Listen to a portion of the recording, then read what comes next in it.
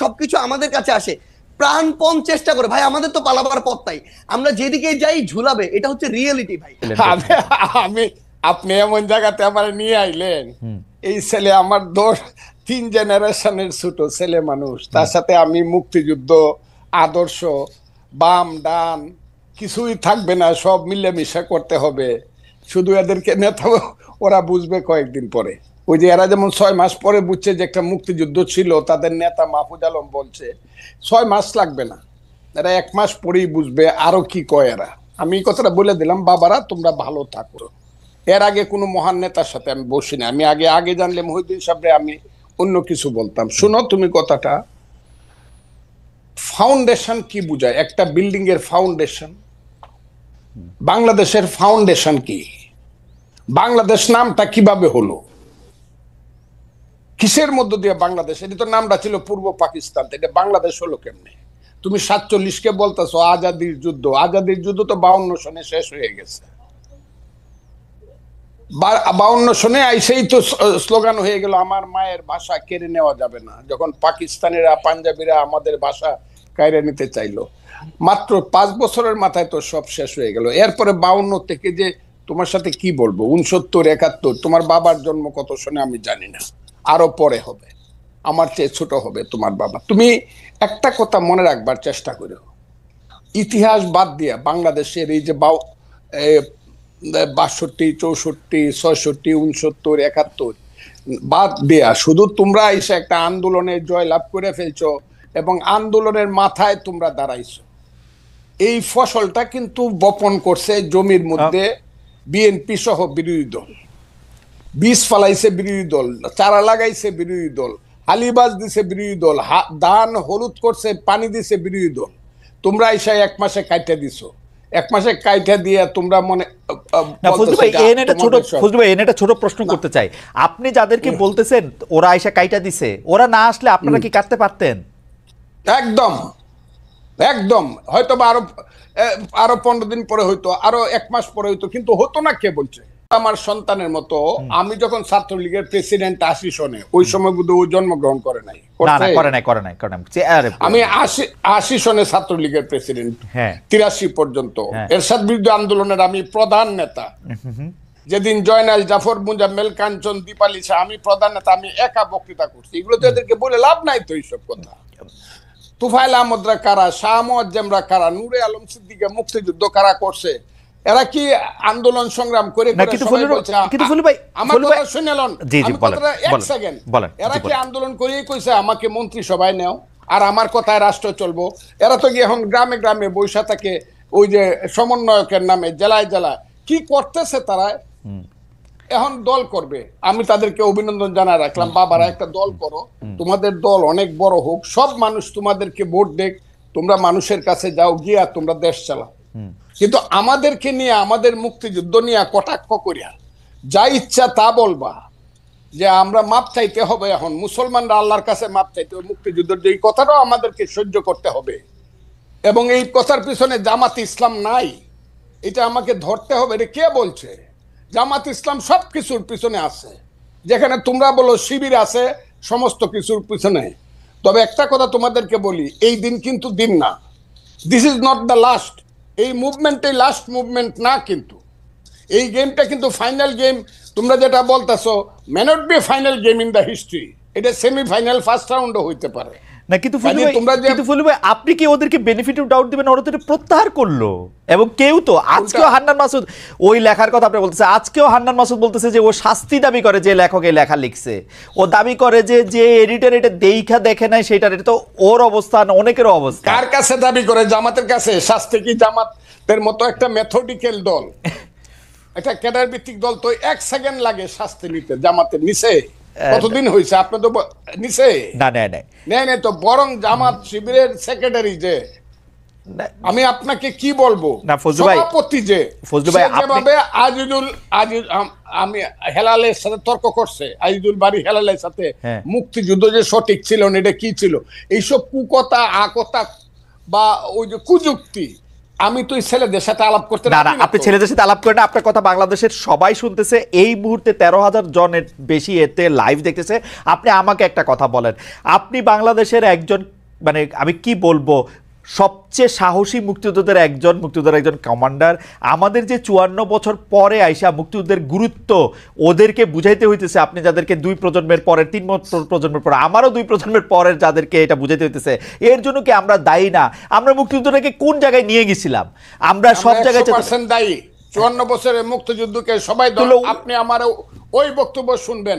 জি। আমি আমার সন্তানকে বলবো, ওই যে আমি বলছি যে প্রথম দিন থেকেই মুক্তিযুদ্ধের ট্রেনটা ভুল লাইনে উঠছিল। শুনছেন আপনি আমার এই বক্তব্যটা? এটা আমি কারে বলছি? ফজলু ভাই, আমার একটা আফসোস কি জানেন, যেই কথা আপনি ধরেন 1972, 73, 74 সালে আপনি বলতেছেন, 30 বছর 35 বছরের একটা দুর্দণ্ড প্রতাপশালী যুবক, সেই কথাই যখন আবার ওরা বলে, ওর কাছাকাছি কথা বললে আপনি এটা সহ্য করতে পারতেছেন না, এটার কারণটা কি আসলে? না, ওরা তো মুক্তিযুদ্ধটাকে মাকে অস্বীকার করে। মাকে যে অস্বীকার করে সে সন্তান না। আমি তো মাকে অস্বীকার করি না। আমি বলি আমার মাকে ভুল পথে নেওয়া হয়েছে, আমি বলি সেইটা। আমি তো মাকে অস্বীকার করি না, তো মা অস্বীকার করে। তাই নাকি? আমি মুক্তিযুদ্ধ তো অস্বীকার করি না, আমি বলি মুক্তিযুদ্ধের ট্রেনটাকে ভুল পথে চালানো। আমি বলি তো সেইটা। শুধু ট্রেন ভুল পথে চালানো না, মুক্তিযুদ্ধের নাম কইরা মানে শোষণ, জনতোষণ, দুর্নীতি। মুক্তিযুদ্ধের নাম করে লাভ হয়েছে। ওই যে ছেলে এখন কথা বলতেছে, হ্যাঁ, ইউনিভার্সিটিতে পড়ে বা অনেক সুন্দর সুন্দর কথা বলে, এরা কথা বলে মুক্তিযুদ্ধ না হইলে ভুল ত্রুটি যত কিছু 54 বছর বলেন, বাঙালির সন্তান কিন্তু জেনারেল ওয়াকারুজ্জামান হইতো না, বাঙালির সন্তান কিন্তু সিনিয়র সচিব হইতো না, বাঙালির এই দেশে আদমজি, ইস্পাহানি, দাউদ, বাউনির সাইকেলের গাড়ি দেখতাম, তার নাতিদের গাড়ি। আমাদের সেই ছেলে যে এখন ওদের যে নেতা হাসনাত আব্দুল্লাহ, আমি তাকে ধন্যবাদ দিব। সে বলছে আমি 4 কোটি টাকা দামের গাড়ি দৌড়াই। 4 কোটি টাকার গাড়ি বাঙালি ছেলেদের থাকতো না। আদমজির নাতি রোলস রয়েস গাড়ি আমাদের দেখতে হতো। মুক্তিযুদ্ধ হয়েছে বলেই বাঙালি বলতে পারে 36,000 কোটি টাকা চুরি করার মতো সুবিধা হয়েছে। না হইলে দাঁড়ায় দাঁড়ায় দেখতে হইতো পাঞ্জাবিরা কি করে দেশ লুট করে, আর আমাদের মেয়েদেরকে নিয়ে গিয়ে সুন্দর সুন্দর বাগনা বানায়। মুক্তিযুদ্ধ সবটা খারাপ এই কথাটা আমি বলবো না। আমার মনে হয় যে ভুল হয়েছে, কিন্তু মুক্তিযুদ্ধ সবটা খারাপ। মুক্তিযুদ্ধ হওয়ার ফলেই বাংলাদেশ নামে একটা দেশ হয়েছে, বাঙালি জাতির একটা রাষ্ট্র হয়েছে। বাস দ্যাটস অল। আমি আপনাকে শেষবারের মতো আসবো 1 মিনিটের একটা প্রশ্ন করার জন্য। সেই প্রশ্নটা হচ্ছে এরকম, যে আপনি বাংলাদেশের রাজনীতির, যেটা আমি প্রথমেই করেছিলাম, যে 54 বছরের মধ্যে কোন সময়টা বাংলাদেশ রাষ্ট্র হিসাবে মুক্তিযুদ্ধের আদর্শে পরিচালিত হয়েছে বলে আপনি মনে করেন? আমি বলি তো সেইটা।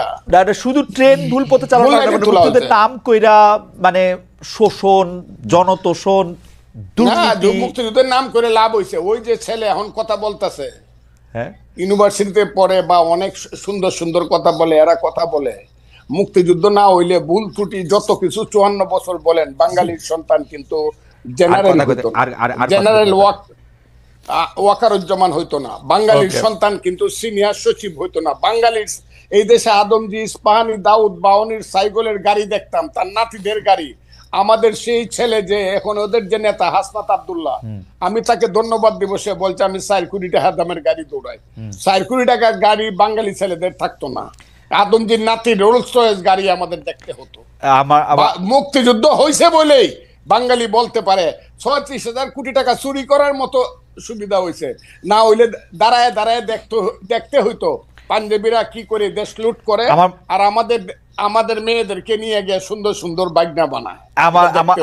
মুক্তিযুদ্ধ সবটা খারাপ এই কথাটা আমি বলবো না। আমার মনে হয় যে ভুল হয়েছে, কিন্তু মুক্তিযুদ্ধ সবটা খারাপ। মুক্তিযুদ্ধ হওয়ার ফলেই বাংলাদেশ নামে একটা দেশ হয়েছে, বাঙালি জাতির একটা রাষ্ট্র হয়েছে। বাস দ্যাটস অল। আমি আপনাকে শেষবারের মতো আসবো 1 মিনিটের একটা প্রশ্ন করার জন্য। সেই প্রশ্নটা হচ্ছে এরকম, যে আপনি বাংলাদেশের রাজনীতির, যেটা আমি প্রথমেই করেছিলাম, যে 54 বছরের মধ্যে কোন সময়টা বাংলাদেশ রাষ্ট্র হিসাবে মুক্তিযুদ্ধের আদর্শে পরিচালিত হয়েছে বলে আপনি মনে করেন? সেই সময়টা হলো 10 এপ্রিল থেকে 16 ডিসেম্বর 1972 সন, মানে মোটামুটি ভাবে। হ্যাঁ, 10 এপ্রিল 1971 সাল থেকে, 10 এপ্রিল 1971 সাল থেকে 71 না, 10 এপ্রিল 1972 মুক্তিযুদ্ধের পরের কথা বলছি আমি, ওকে, থেকে 4টা এবং আলটিমেটলি 16ই ডিসেম্বর পর্যন্ত মানে ওই পথে, মুক্তিযুদ্ধের পথে দেশটা চলছিল। কেন? তখন 309 ঘন্টা বিতর্ক করে বাংলার শ্রেষ্ঠ সন্তানেরা, আবারও বলছি বাংলার শ্রেষ্ঠ সন্তানেরা, আবারও বলছি বাংলার শ্রেষ্ঠ সন্তানের একটা সংবিধান করছিল, যেটা পৃথিবীর শ্রেষ্ঠ সংবিধানের একটা হিসাবে পরিগণিত হইতো, পরে এটা নষ্ট হয়েছে। এই সংবিধানটাকে আবার আমার মাসুদ বাবারা এইটা একদম ওইটা কি বলছে, কবর দিয়ে দিতে চায়। বিরোধিতা তো একটু এমনিই করি না, তা এই শ্রেষ্ঠ ওই সময়টা 16 এর পর থেকে যা হয়েছে, 16 ডিসেম্বরের পরে 7ই মার্চ আসছে, 73 ভোট হয়েছে 39টা সিটে।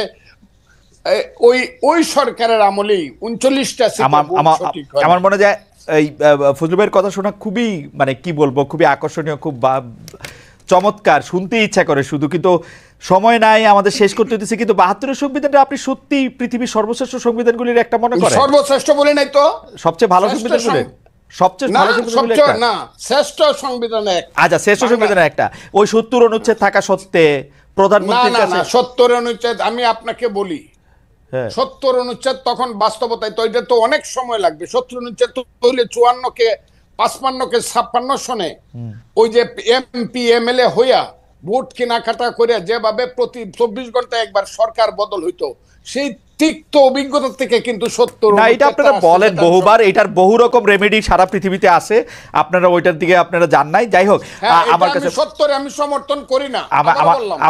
আমি 72-এর সংবিধানে ফজলু, আপনি খালি 72-এর সংবিধানে আপনার সাথে আমি আলাদা করে একদিন কথা বলবো না। হাউএভার আপনি মানে একটু আপনার সাথে কথা বললে তো একটু প্রস্তুতি নিয়ে আসা উচিত, একটু সময় নিয়ে আসা উচিত, সেই জন্য আমি একটু প্রস্তুতি আর সময় নিয়ে 72-এর সংবিধানটা নিয়ে আপনার সাথে আপনি একদিন কথা বলবো না। কিন্তু ফজলু ভাই একদম চমৎকারভাবে বলছেন যে উনি মনে করেন বাংলাদেশ মুক্তিযুদ্ধের চেতনার পথে ছিল হচ্ছে 1972 সালের 10ই এপ্রিল থেকে 4 ডিসেম্বর পর্যন্ত, অর্থাৎ যতক্ষণ পর্যন্ত গণপরিষদ 16 ডিসেম্বর পর্যন্ত, 4 নভেম্বর, হ্যাঁ 16 আপনি 16 ডিসেম্বর পর্যন্ত মনে করতেছেন, তাই তো? বলছি কারণ 16 ডিসেম্বরে গিয়ে এটা কার্যকরী হয়েছে। ওকে, 16 ডিসেম্বর পর্যন্ত কার্যকরী হচ্ছে, আর বাকি সময়টার ক্ষেত্রে তিনি সেটা মনে করেন না। আমরা একটু প্রশ্নটা একটু এক্সটেন্ড করি। আপনারা যে রাজনীতির মধ্যে দিয়ে যাইতেছেন, আমি বাংলাদেশের এই রাজনীতি দিয়া গত 30-32 বছর যতদিন পর্যন্ত এগুলো আমি অবজার্ভ করি, দেখছি যে আওয়ামী বিএনপি যে পথে হাঁটতেছে, আপনারা এই একই পথেই হাঁটতেছেন, ওইটারই আপনারা রাজনীতি মনে করতেছেন। গিয়ে এলাকার মানুষে বলবেন ব্রিজ বানাই দিবেন, রাস্তা বানাই দিবেন, কাউরে আপনি টাকা দিবেন, টেন্ডার দিবেন, সাহায্য দিবেন, কারো থেকে চাঁদা নিবেন, কাউরে চাঁদা দিবেন, একই সিস্টেম তো, মানে আপনারা তো আলাদা কিছু হইলেন না। একটা ভাই শোনেন, একটা জিনিস আপনাকে বলি, সবচেয়ে বড় কথাটা হচ্ছে আমি আপনার একটা কথার সাথে সম্পূর্ণ দ্বিমত করি, এবং এই কথাটা আমার কাছে মনে হয়েছে খুবই জেনারেলাইজড একটা কথা।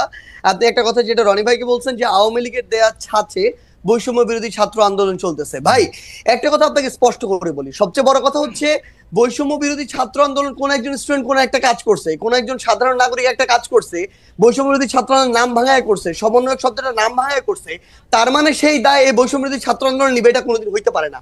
আমরা আমাদের জায়গা থেকে সবচেয়ে বড় যে জিনিসটা দেখছি যে এই পুরো যে আপনি যে সিস্টেমটার কথা বলতেছেন, কালচারটার কথা বলতেছেন, এইটা বৈষম্য বিরোধী ছাত্র আন্দোলন বলতে আপনারা যাদেরকে চেনেন ফেস হিসেবে এই মানুষগুলো এটার জন্য সবচেয়ে বেশি স্ট্রাগল করে যাইতেছে। এই পুরো বাংলাদেশের নতুন যে সংস্কার প্রক্রিয়া, এটার জন্য সবচেয়ে বেশি স্ট্রাগল করে যাইতেছে। কোন জায়গাটা থেকে? আসলে এই যে বাংলাদেশে বিগত 16 বছরে এই যে একটা কালচার এস্টাবলিশ করে দেওয়া হয়েছে, মানুষের রন্ধ্রে রন্ধ্রে এই যে বিভিন্ন তোষামোদি, কালপ্রিটগিরি বিহেভিয়ার গুলো ঢুকে গেছে, এই যে বিভিন্ন রকম অপকর্মের সাথে জড়িত হওয়ার প্রবণতা ঢুকে গেছে, ব্যক্তি স্বার্থ এই যে চিন্তা করার যে প্রবণতা ঢুকে গেছে, মানুষ সামগ্রিকভাবে কালেকটিভলি এই জায়গাটা থেকে এখনো বের হইতে পারতেছে না। মানুষ এখন প্রত্যেকদিন 100টা তদবির নিয়ে আসে, মানুষ এখনো তাদের জায়গা থেকে নিজেরটা দেখে শুধুমাত্র যে আমি ট্রান্সফার নিয়ে আজকে যদি ভোলা থেকে ঢাকায় যাই আমার ফ্যামিলি একটু ভালো থাকবে, কিন্তু ঢাকার যে ফ্যামিলিটা বরিশালে যাবে তার কি হলো সেটা মানুষ চিন্তা করে না। আপনি যদি আজকে দেখেন এই পুরো বাংলাদেশের যে রাজনৈতিক দলগুলো, এই দলগুলো বিগত অর্ধ শতাব্দী ধরে যেই পলিটিক্যাল কালচারটা প্র্যাকটিস করে আজকের এই অবস্থানে আসছে, এই অভ্যুত্থানের পরও ওই পলিটিক্যাল কালচার থেকে ওই পলিটিক্যাল দলগুলো বের হইতে পারে না, তার রাজনৈতিক নেতৃবৃন্দ বের হইতে পারে না। ভাই শেষ করি, ভাই আমরা তো চোখের সামনে থেকে দেখতেছি, আপনাকে বলি ভাই, আপনি তো বাইরে থেকে দেখতেছেন, আমরা চোখের সামনে থেকে দেখতেছি। আপনাকে বলি আজকে এই যে এত এত রক্তের উপরে দাঁড়িয়ে, খুনের হত্যার উপরে দাঁড়িয়ে, লাশের উপরে দাঁড়িয়ে এই যে সরকার, আমরা তো সরকার সরাসরি নাই, কিন্তু আমরা সরকারকেও দেখতে পাচ্ছি, মাঠকেও দেখতে পাচ্ছি। আমাদের সবচেয়ে বড় যে সুবিধাটা হয়েছে, মানুষের না আসল চরিত্রটা আমরা দেখতে পাচ্ছি। বড় বড় রাজনীতিবিদ, বড় বড় সুশীল, বড় বড় শিক্ষাবিদ, বড় বড় মিডিয়া ব্যক্তিত্ব, এগুলো আপনার সামনে যতটা ভদ্র যেভাবে প্রেজেন্ট করে, ভিতরে এক একটা কালপ্রিট এবং ভণ্ড। এরা ভিতরে ভিতরে নেগোসিয়েশন করে, ভিতরে ভিতরে এরা তদবির করে, ভিতরে ভিতরে এরা আগের কালচারটা এস্টাবলিশ করার জন্য মাঠে তাদের ছেলেদেরকে পাঠায় চাঁদাবাজি করে, উপরে এসে বলে কে ওখানে চাঁদাবাজি করতে গেছে। এই যে রাজনৈতিক দলের বড় বড় যে নেতাকর্মীগুলো, তারা যদি মাঠ পর্যায়ে বাংলাদেশের বড় রাজনৈতিক দলগুলো সহযোগিতা না করে, তাদের যারা কর্মী তাদেরকে তলে তলে ওই ভিতরে পাঠায়, আবার উপরে উপরে। আজকে আপনি দেখেন কেন আওয়ামী লীগের বিচার হইতেছে না। আওয়ামী লীগের বড় বড় নেতা কর্মীগুলোকে শেল্টার দিয়ে রাখছে। আমি বলি, জেলা আওয়ামী লীগের সাধারণ সম্পাদক সভাপতিকে শেল্টার দিচ্ছে জেলার অন্য কোন বড় রাজনৈতিক দলের সভাপতি সাধারণ সম্পাদক। This is the bitter truth. এই শেল্টার দিতেছে টাকার বিনিময়ে, এই শেল্টার দিতেছে ম্যান পাওয়ারের বিনিময়ে, অথবা এটা চিন্তা করতেছে আজকে থেকে 5-10 বছর পর তার যদি খারাপ সময় আসে, সে তাকে শেল্টার দেবে। ভাই একটু জাস্ট সেইটা ফিনিশিংটা দেন। আচ্ছা, ফিনিশিংটা দেন। সামগ্রিকভাবে শুরু করি। তো সবচেয়ে বড় কথাটা হচ্ছে, বৈষম্য বিরোধী ছাত্র আন্দোলন বলতে যে 3 জন ওইখানে সরকারি উপদেষ্টা কিংবা মাঠে যারা আছে, অ্যাকচুয়ালি যারা স্পিরিটটাকে ধারণ করে, ভাই 5 তারিখের পরে বৈষম্য বিরোধী ছাত্র আন্দোলন হইছে, নতুন করে এই সংখ্যাটা বেশি, তারা এই নাম ভাঙায় খাইতেছে আরো বেশি। এবং এই মানুষগুলো থেকে শুরু করে অন্যান্য যারা আছে, তারা যদি তাদের জায়গা থেকে যেটুকু সহযোগিতা করা দরকার, এরা শেখ হাসিনার বিরুদ্ধে যেভাবে সহযোগিতা করছে, ওই সহযোগিতা যদি থাকতো, বাংলাদেশ 6 মাসে প্রত্যাশার চেয়ে বেশি পরিবর্তন হইতো। কিন্তু সবচেয়ে বড় সমস্যা হচ্ছে, আমরা তো সামনে থেকে ওইখানে থেকে ফেসটা পরিচিত হয়ে যাওয়ার কারণে সবকিছু আমাদের কাছে আসে, প্রাণপণ চেষ্টা করে। ভাই আমাদের তো পালাবার পথ তাই, আমরা যেদিকে যাই ঝুলাবে, এটা হচ্ছে রিয়েলিটি। ভাই সামগ্রিক যে স্টেক হোল্ডার গুলো, এগুলো তো বিগত কালচার গুলোর সাথে ওতপ্রোতভাবে জড়িত এবং সহযোগী। এরা যদি এই কালচার থেকে বের না হয়, বৈষম্য বিরোধী ছাত্র আন্দোলন বলতে যাদেরকে চেনেন বা যারা আছে, তারা তাদের জায়গা থেকে যতটুকুই কাজ করুক না কেন, ওই কাজগুলো আওয়ামী লীগের মতো করে হয়ে যাচ্ছে। আপনারা তদবির করতেছেন তো, বিভিন্ন জায়গায় আপনারা তদবির করতেছেন তো, করতেছেন না? আসতেছে আপনাদের কাছে একটা, ভাই শুনেন ভাই, আসতেছে 100টা, হ্যাঁ করতেছি না ভাই। আপনি একজন একটা রেফারেন্স বের করে দেখাবেন যে এই তদবিরটা করছি। এবং যদি কোনো একটা ক্ষেত্রে, ভাই বলি, ধরেন কোন একটা জেলার ডিসি ওই জায়গায় গিয়ে এখনো রাজনৈতিক দলের তোষামোদি করতেছে, জনগণের চিন্তা না করে নির্দিষ্ট কিছু মানুষের এজেন্ডা বাস্তবায়ন করতেছে, ওই এলাকার মানুষ, জনগণ, ছাত্র প্রতিনিধি সবাই একসাথে এসে যখন বলে, তখন এই দাবিটা তুলছি। কিন্তু আপনি এটা যখন জনগণের ক্ষেত্রে হবে, দেশের স্বার্থ হবে, তখন আমরা আমাদের জায়গা থেকে দাবি তুলবো। আপনি এটা একটা एग्जांपल দেখাবেন। আমি দেখাবো সার্জিস, আমি একটা एग्जांपल দেখাবো, একটা एग्जांपल দেখাই, অবশ্যই আমার একটা एग्जांपल দেখাই, একটা एग्जांपल, হ্যাঁ আপনারই দেখাই। আমার এটা বলতে মানে এটা খুব ইচ্ছা ছিল না, কিন্তু যাই হোক, একজন জুডিশিয়ারির একজন খুব উঁচু পদের কর্মকর্তা আমাকে জানিয়েছেন, আমি বলি। সেটা হচ্ছে, আপনার বাবার তদবিরের কারণে নিয়োগ বন্ধ করে দেওয়ায় পঞ্চগড়ের জেলা জজ আর চিফ জুডিশিয়াল ম্যাজিস্ট্রেটকে মিনিস্ট্রিতে অ্যাটাচড করা হয়েছে। ভাই শোনেন, একটা কথা বলি, মানে এই যে মানে এটার চেয়ে বড় প্রোপাগান্ডা। এবং মানে আপনি শোনেন, জাস্ট একটা एग्जांपल, পুরো পঞ্চগড় জেলার যত মানুষ আছে তাদেরকে জিজ্ঞাসা করবেন, পুরো পঞ্চগড় জেলার বৈষম্য বিরোধী ছাত্র আন্দোলন আছে তাদেরকে জিজ্ঞাসা করবেন, পুরো পঞ্চগড় জেলার বৈষম্য বিরোধী ছাত্র আন্দোলন পুরো জেলা কোর্ট থেকে শুরু করে এভরিথিং ব্লক করে রাখছিল শুধু একটা কারণে, এই জেলা জজ এবং চিফ জুডিশিয়াল ম্যাজিস্ট্রেট তারা তাদের জায়গা থেকে একটা নিয়োগ প্রক্রিয়ার পরীক্ষার আগেই তারা বিভিন্ন জায়গায় ম্যান সেট করে রাখছিল। এবং ওইখানে যারা পরীক্ষার্থী ছিল তাদের প্রতিবাদের মুখে পড়ে তারা পরীক্ষাটা পর্যন্ত বন্ধ করে দিতে বাধ্য হয়। এবং সবচেয়ে মজার বিষয় হচ্ছে, একটু অ্যাড করি ভাই, সবচেয়ে মজার বিষয় হচ্ছে, ওইখানে অ্যাপ্লাই করেছিল মনে করেন 2000 স্টুডেন্ট, তারা তাদের মতো করে বিভিন্ন এক্সকিউজ দিয়ে প্রায় অর্ধেক স্টুডেন্টকে পরীক্ষা দিতেই দেয় না, বাকিদেরকে দিয়েছিল। এবং এরপর এটা পর্যন্ত রেফারেন্স ওই স্টুডেন্টদের পরীক্ষার্থীদের কাছে চলে গিয়েছিল, বিভিন্ন পলিটিক্যাল দল তাদের জায়গা থেকে লিস্ট পাঠিয়েছিল। এবং এই চিফ জুডিশিয়াল ম্যাজিস্ট্রেট এবং জেলা জজ যিনি রয়েছেন, তারা বিগত সময়ে আওয়ামী লীগের সময়ে তারা ওই সময় যে আইন এবং বিচার মন্ত্রণালয়ের যিনি মন্ত্রী ছিলেন তার লিস্ট দেখে দেখে পঞ্চগড়ে নিয়োগ দিয়েছে। এই অভিযোগগুলো এক করে পুরো পঞ্চগড় জেলার ওই পরীক্ষা যারা পরীক্ষার্থী তারা রাজপথে নেমেছিল, মানুষ নেমেছিল, বৈষম্যবিরোধী ছাত্র আন্দোলন নেমেছিল।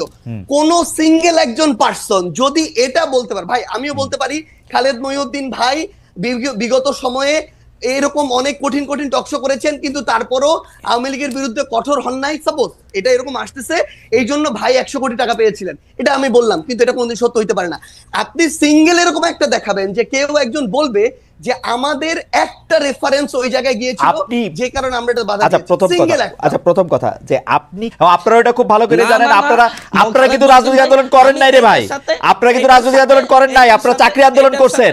ভাই সবচেয়ে বড় শুনেন, আপনার কাছে অভিযোগটা আসছে, তারপর আপনি এটা সমাধান করলেন, ব্যাপারটা কি এরকম? না না না, আমার কাছে অভিযোগ কেন আসবে? আমার কাছে কোনো অভিযোগই আসে নাই। আমরা আমাদের জায়গা থেকে যে জিনিসটা দেখেছিলাম যে যখন পঞ্চগড় জেলার বৈষম্যবিরোধী ছাত্র আন্দোলন এই একটা মানে আগে থেকেই ঠিক করা নিয়োগ প্রক্রিয়ায় যাচ্ছিল, এবং তাদের আগের রেকর্ড গুলো এরকম যে বিভিন্ন রেফারেন্সে, বিভিন্ন সুপারিশে এবং অর্থ লেনদেনের মধ্য দিয়ে তারা নিয়োগ দিয়েছে। পুরো বৈষম্যবিরোধী ছাত্র আন্দোলন শুধু না, পুরো পঞ্চগড় জেলা জজ কোর্ট জানি, যত অ্যাডভোকেট আছে সবাই জানে যে তারা এগুলোর সাথে জড়িত। ভাই শেষ করি তো, তখন যখন তারা এই আন্দোলনে নামে, সেই জায়গার জেলা প্রশাসক থেকে শুরু করে জেলা পুলিশ সুপার এবং অন্যান্য যারা, ইভেন আইন এবং বিচার মন্ত্রণালয়ের যারা যিনি দায়িত্বে রয়েছেন সচিব হিসেবে বা অন্যান্য হিসেবে, তারা তাদের জায়গা থেকে এই বিষয়টি শুধু আমাকে বলেছিল যে এইটুকু যেন দেখা যায় যে স্টুডেন্টরা যেন ওখানে ভাঙচুর না করে বিচারিক প্রাঙ্গণে। সেই জায়গাটিতে আমরা আমাদের জায়গা থেকে বৈষম্যবিরোধী ছাত্র আন্দোলনকে বলেছিলাম তারা তাদের যৌক্তিক আন্দোলন চালিয়ে থাক, কিন্তু তারা যেন কোনো ভাঙচুর প্রক্রিয়া না যায়, এইটুকু। এটা হচ্ছে প্রশাসনিক বিষয় ভাই, কিন্তু না ভাই আমার মনে হয় যে একটা কথা অ্যাড করতে হবে ভাই, একটা কথা অ্যাড করতে হবে, সেটা হচ্ছে সবচেয়ে বড় বিষয় হইতেছে কি ভাই, কিছুদিন আগে আমি এরকম দেখছিলাম সোহরাওয়ার্দী মেডিকেলে একটা প্রেসক্রিপশনে লেখা সমন্বয়ক সার্জিস আলমের আত্মীয়, বাড়ি হচ্ছে নাটোর না পাবনা, এরকম কিছু একটা জায়গা। আমার 14 গোষ্ঠীতে ভাই এখানে কেউ নাই। এখন অল্প কিছু নাম যেহেতু সবাই জানে, এই নামগুলোকে বিভিন্ন ভাবে ব্যবহার করা হয়। যখন দেখতেছে তার প্রত্যাশিত কিছু একটা হচ্ছে না, তখন যাকে তার সন্দেহ হচ্ছে তার বিরুদ্ধে এরকম এলিগেশন দিয়ে দিচ্ছে। কিন্তু এটা যখন ভাই একটা জিনিস শুধু বলি, এটা যখন আপনি আপনার জায়গায় এরকম, আপনি ভাই আমাদের কাছে অনেক রেসপেক্টেড, একদম সোজা বাংলা কথা বলি ভাই, সো সেই জায়গায় যখন এরকম মানে এরকম একটা কথা চলে আসে, কেউ একজন বললো ওইটা এরকম একটা মেইন স্ট্রিম জায়গায় চলে আসে, এটা খুবই অপ্রত্যাশিত। আর আপনাকে যদি অফিসের কথা এবং এই কথাটা বলি ভাই, আমি আমার জেলায় এ পর্যন্ত 8000 কম্বল দিয়েছি ভাই। এই টাকাটা কোনো চাঁদার টাকা না। এই 8000 কম্বল আমি যদি ওই মানুষগুলোর সাথে যোগাযোগ করে না নিতাম, ওই মানুষগুলো অন্য কাউকে দিত। বাংলাদেশে এরকম অন্তত কয়েক হাজার মানুষ আছে যারা প্রত্যেক বছর 10-20 হাজার কম্বল বিভিন্ন জায়গায় দেয়। আমি এর মধ্যে মনে করেন 10 জন মানুষের খোঁজ পেয়েছি বা খুঁজে বের করেছি। আমি ওটাতে যাচ্ছি ভাই, আমি তাদেরকে বলেছি যে ভাই আমার পঞ্চগড়ে প্রচন্ড শীত, আপনি যদি আমাকেও 1000 দিতেন, আমি আমার মাধ্যমে বিতরণ করতাম, তাহলে ভালো হতো। তারা দিয়েছেন, এইটুকুই কম্বলের বিষয়। 2 নম্বরে আসেন ভাই রূপায়ণ টাওয়ারের বিষয়। ভাই একদম স্পষ্ট কথা বলি, বাংলাদেশের রাজনীতি করতে বিগত রাজনৈতিক দলগুলো যেই লেভেলের টাকা খরচ করার কালচার তৈরি করেছে, একদম মানে কালো টাকা দিয়ে, সেটা যদি কন্টিনিউ হয় আমাদের দ্বারা বাংলাদেশের রাজনীতি করা সম্ভব না, একদম ক্লিয়ারলি বলে দিলাম। আমরা আমাদের জায়গা থেকে ভাই একটা ফাউন্ডেশন করার প্রসেস অলমোস্ট শেষের দিকে। এই ফাউন্ডেশনে ওপেন ফান্ডিং হবে দেশের এবং দেশের বাইরের। আমরা আমাদের জায়গা থেকে আমাদের ম্যানিফেস্টো তুলে ধরবো পুরো পৃথিবীর মানুষের সামনে। আমরা যদি আমাদের রাইট ট্র্যাকে থাকি তারা ফান্ডিং করবে, যদি না থাকি তারা ফান্ডিং করবে না। এবং আপনি যে এই গাড়িটার কথা বলছেন ভাই, আমি আপনাকে বলি, আপনি যদি দেশে থাকতেন না, আপনি এতদিনে আমার অন্তত 5 দিন কল পাইতেন যে ভাই মহিউদ্দিন ভাই আপনার তো হচ্ছে 2টা গাড়ি আছে, আমাকে একটা গাড়ি একটু 3 দিনের জন্য দেন বা 1 দিনের জন্য দেন, ড্রাইভার এবং গাড়ি আপনার, তেলটা আমি দিব ভাই। আমি ভাই লিখে দিতে পারি, আপনি খালেদ মহিউদ্দিন ভাই আপনার 2টা গাড়ির মধ্যে একটা গাড়ি একদিনের জন্য আমাকে দিতেন। এরকম আমাদের বাংলাদেশে এই অভ্যুত্থান পরবর্তী সময় হাজার হাজার মানুষ আছে ভাই, যে 16 বছর পরে একটু হাফ ছেড়ে নিঃশ্বাস নিচ্ছে। এই মানুষগুলোর ওই সামর্থ্যটুকু আছে। এই মানুষগুলো এখন লক্ষ লক্ষ কোটি কোটি টাকা তাদের উপরে যে চাঁদা